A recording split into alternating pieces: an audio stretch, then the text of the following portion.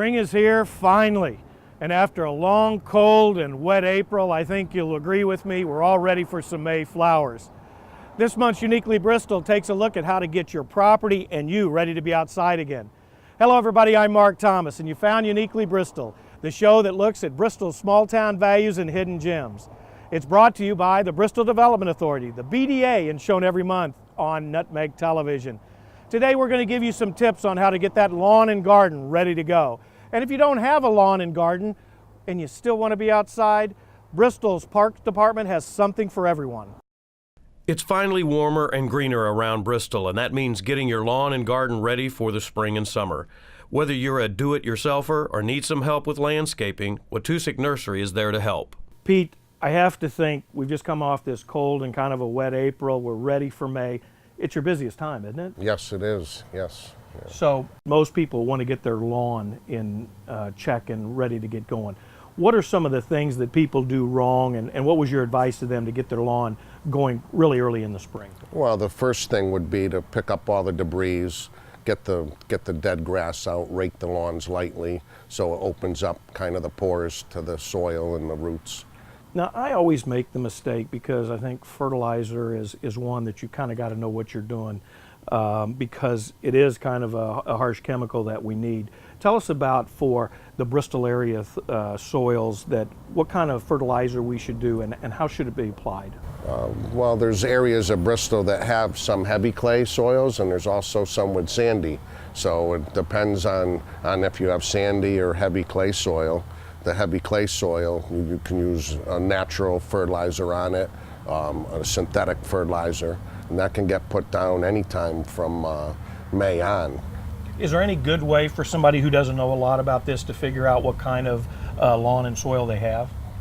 They can actually bring in a soil with them, a small cup or a quart of soil, and I could test the pH. That would be the first start of knowing what the pH of the soil is. Because if your pH is off, then the fertilizers might not be able to be absorbed properly. Right. So what are some of the biggest mistakes people make? Probably over applying something. They think more is better, and that's not the case. You know, you always want to apply what the bag recommends. Right. So let's go into seeding, because I'm assuming that you put the fertilizer down first and then go into seed. Talk to us about how do we select seed? What kind of seed is good for Connecticut soil? Well, the seed is important to get a good quality, something with a good mix of bluegrass and fescues, maybe a little bit of rye. And don't try to put it down too early when it's too cold. Right. The seed's not going to germinate until temperatures get in the 60s almost. So that's usually middle of May here in New England. So is May a good time to seed? Because I've always been told the best time is like September and October. That is, weeds grow less in the fall, so that is the best time. But now a lot of us in Bristol have kind of, I guess, landscaping in the front that'll take mulch. There's a lot of different types of mulch, aren't there? Can you explain that, and then how should we select the mulch that we want? Mulches are basically the preference. There's so many colors out today with these dyed mulches, so my preference is natural. Something that's just the bark that's ground, that'll age and decompose so the plants get the nutrients.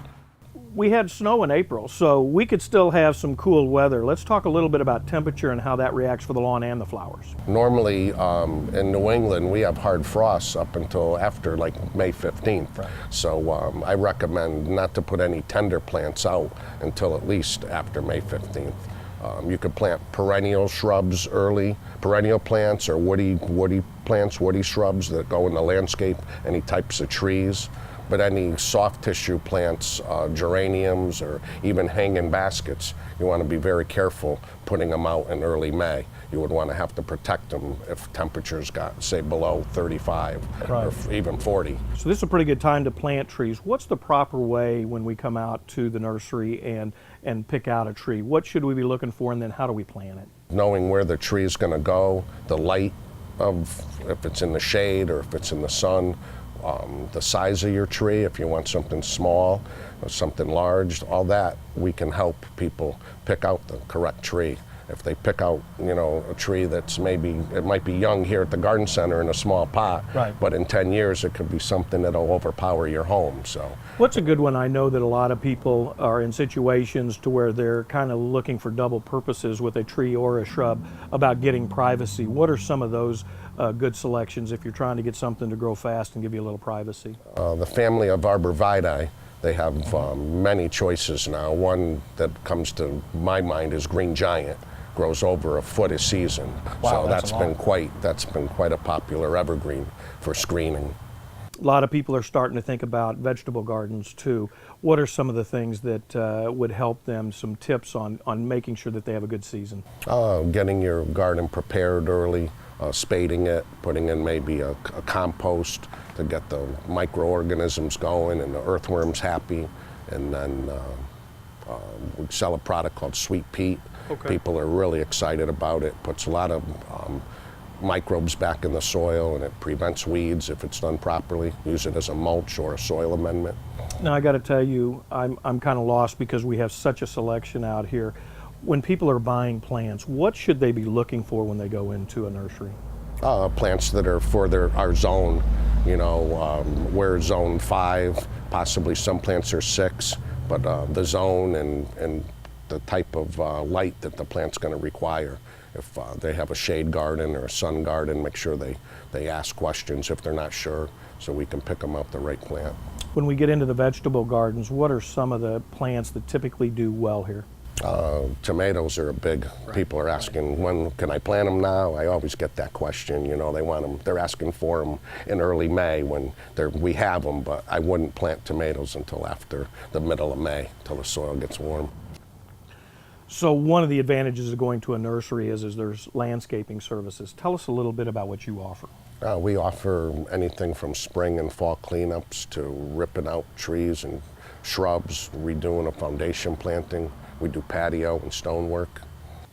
Now, a lot of people are kind of concerned about the environment. Let's talk about some of the organic solutions that you may have. What are those, and what are the differences and that we need to consider? We have organic insecticides. We actually, they produce some organic weed controls now that are kind of nice, actually even for insects, for ticks, and that are a main concern of people. So there are products out there that are much safer to use than the synthetics. Why would you want to come to a nursery instead of, let's say, a big box store? Probably the knowledge of the staff at the nursery can normally answer their questions, and somewhat the quality of the plants should be at a better quality. Now, I think when people hear the word nursery, they think strictly of plants, but you've got a lot of things out here that you help homeowners with, landscaping and everything. What are some of those things? Yeah. We actually have a full gardener's gift shop here. We have everything from wind spinners and gift flags and chimes, candles. We try to have the whole gamut here. And you can order it. A lot of people just think that when you get fertilizer, mulch, topsoil, it's in bags, but you sell it in bulk too, don't you? Yes, people can actually call us and we'll deliver soil and all the different mulches in bulk. It's nice to have this resource in Bristol that somebody can come out and actually talk to somebody, show them like that. If people want to know more and they want to give you a call, Pete, what's your phone number? Our phone number is 860-583-7279. There's always somebody there to answer it. And like everybody else, you're on Facebook too, so that's good. Yeah, thanks. Welcome to Bristol. Nestled in the heart of Connecticut, just 2 hours from Boston, New York, and an hour from the shoreline, Bristol offers a unique New England experience. City-sized with small-town vibe, you'll fit in no matter your pace. As a community, we're rich with history, overflowing with passion, and ripe with experiences to enjoy. Beyond the rolling hills of Connecticut, that's where you'll find the magic of Bristol. With an incredible 700-plus acres of park systems, Inspiring museums and cultural programs, and the oldest operating amusement park in North America. Our arts and entertainment will color you convinced. And local food and drink establishments to keep you excited, satisfied, and always savoring more. Community events that leave a lasting memory. We really do have it all. plus We're a community that honors the brave. A community that offers top-tier sports and recreation. And world-class accommodations to suit every style. But what if you wanted to stay even longer? Well, there's neighborhoods to pair with any personality. And places for all kinds of producers. Top-rated school systems. Ways to make an impact. And plenty of places to worship. So whether you're vacationing, Passing through, Or staying a little longer. bring your heart to Bristol. Our heart is always open to your experiences. Bristol, Connecticut. All heart.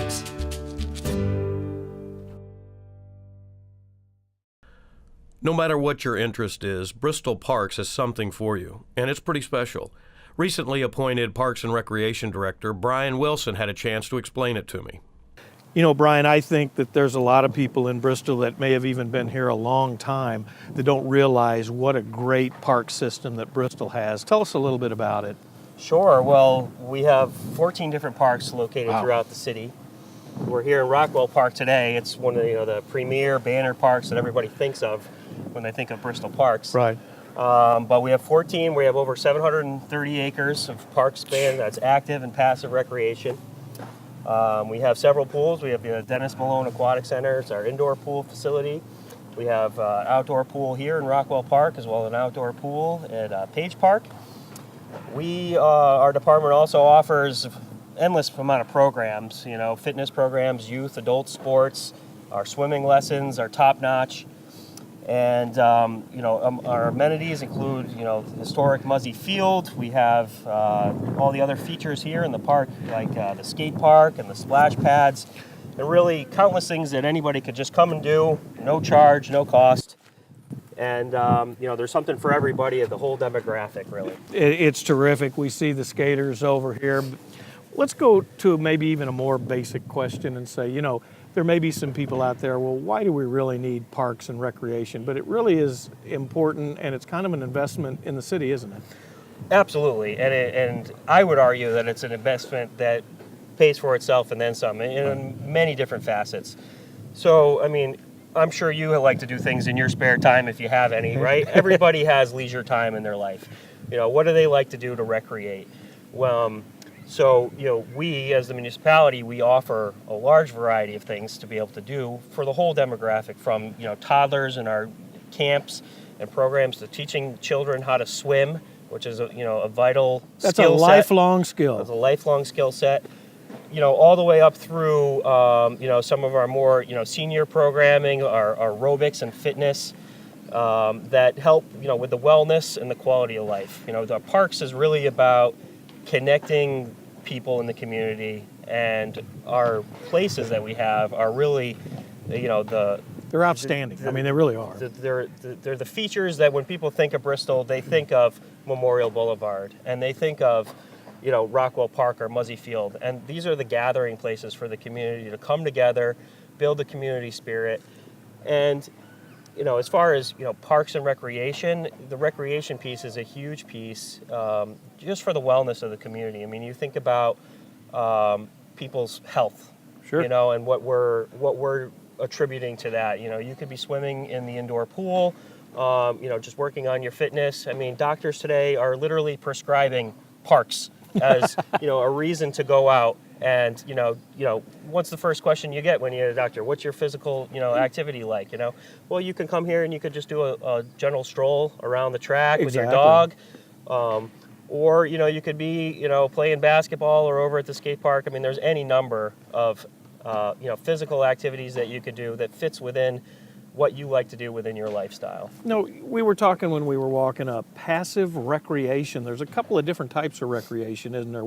Explain the differences between those two. Sure. So, here in Rockwell Park, we're a little over 100 acres. Wow. And when the park was developed in 1914, it was largely set up as a passive recreation area, mostly wooded, laid out with the lagoons and walking trails through the woods, and all, mostly all natural. But over time, it was only, a few years later that we had the land donated for Muzzy Field. And then you have an active recreation area, which would be like a basketball court or the skate park or any of the athletic complexes that we have throughout the park system. You've mentioned Muzzy Field a couple of times. I mean, it really is world famous. Why don't we take a walk over and take a look at Muzzy Field and talk a little bit more about the Bristol Parks and Recs Department? Sounds great. Okay?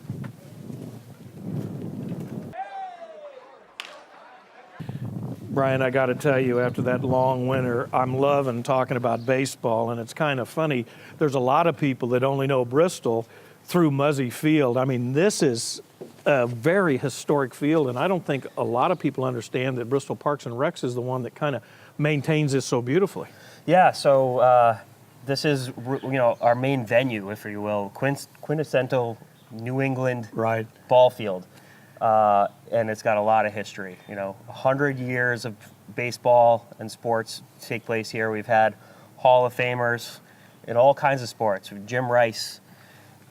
We had Babe Ruth play one of his last games as a Red Sox here in 1919. Vince Lombardi for football. We've had rodeos here, boxing. Last summer we had a wrestling event with stars of the WWE. Yeah. Babe Ruth, Jim Rice. And Hacksaw Jim Duggan. There's not too many quizzes that are going to do anything but say Muzzy Field. Right, exactly. And, beyond, those big blockbuster type events and highlights over the years, we have, our daily operations here. Our park staff maintain this meticulously. We put a lot of pride into this facility. And, it pays off. We have, hundreds of people coming to the sporting events here. We're going into the 4th season with hosting the Bristol Blues team here as part of the Futures Collegiate League. And that's been a great relationship. We have the American Legion baseball program, which has been around almost as long as Muzzy Field. They're going on their 90th anniversary this year. And, it takes a lot to turn this place over and have a ball game here every night. With all those people, the vending.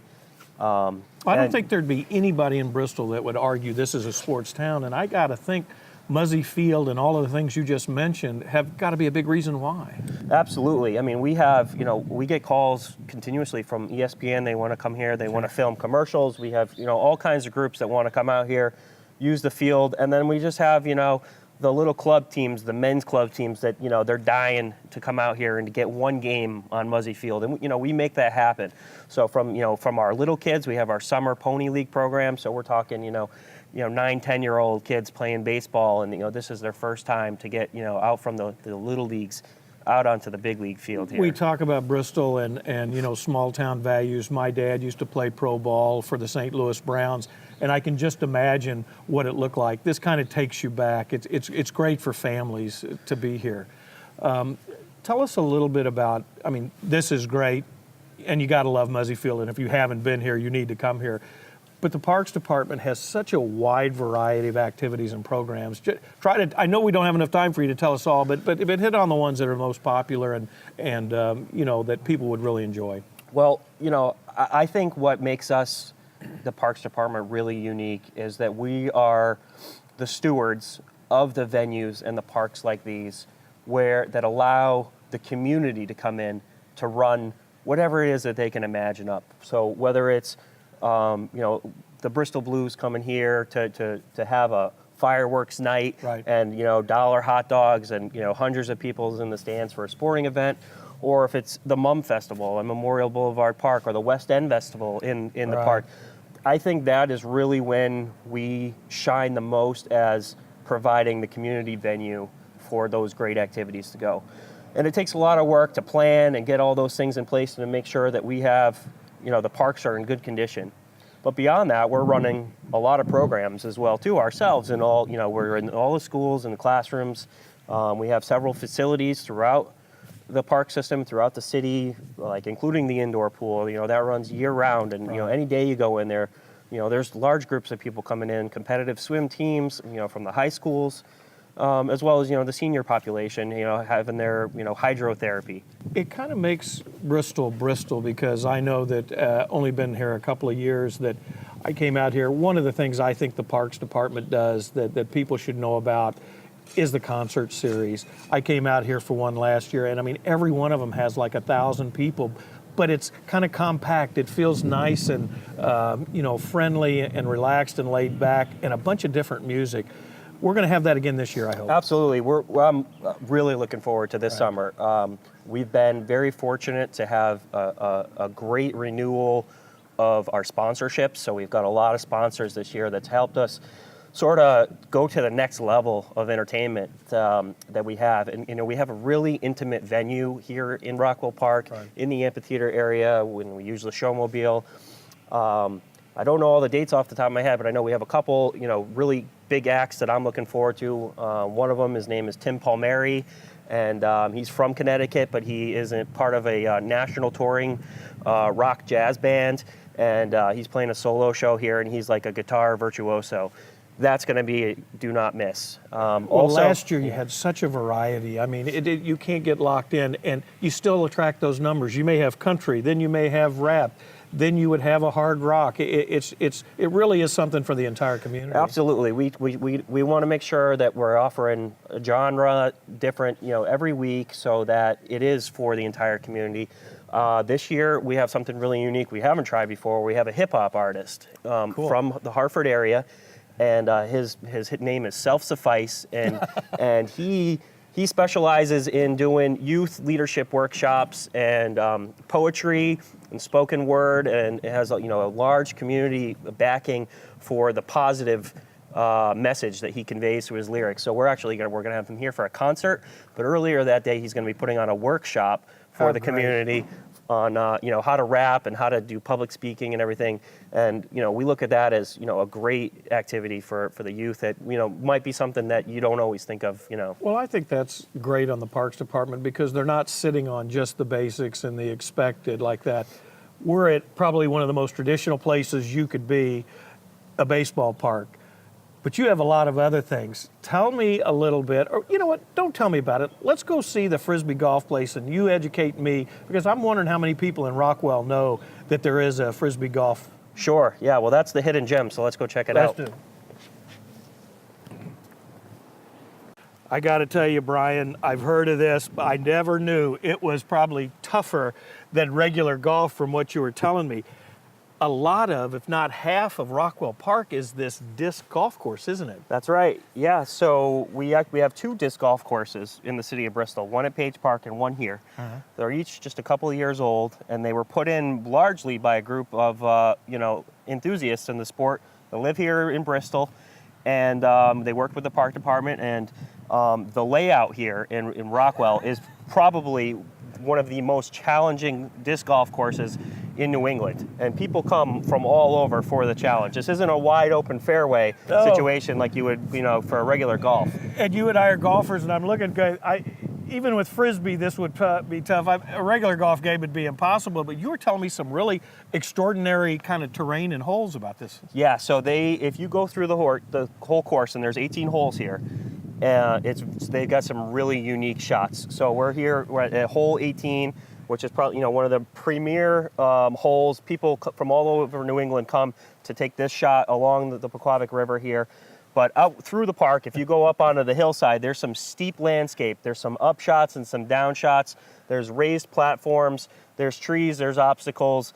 It's wild It's just like out there. A regular golf course. Yep. And it's funny, I never knew, because I'm not an aficionado, but you have different Frisbees for different things, just like your bag. Exactly. So if you come equipped for as a disc golfer, you're going to have a bag of discs, and we're holding putters here. Yeah. You can have drivers, you can have mid-range, the whole variety, and there's a lot that goes on. We have several tournaments that take place throughout there, and you might not know it because it's out here, it's kind of tucked away, but we have hundreds of people that show up. These are sanctioned professional disc golf association tournaments. We have one coming up in May 26th and 27th. It's called the Firefly Hollow Open. Of course. The Firefly Hollow Brewery is sponsoring it. They've got some large money. There's cash awards for the top prizes out here, and it brings people from all over New England. Well, we keep talking about the parks are for the family. We're right across the street.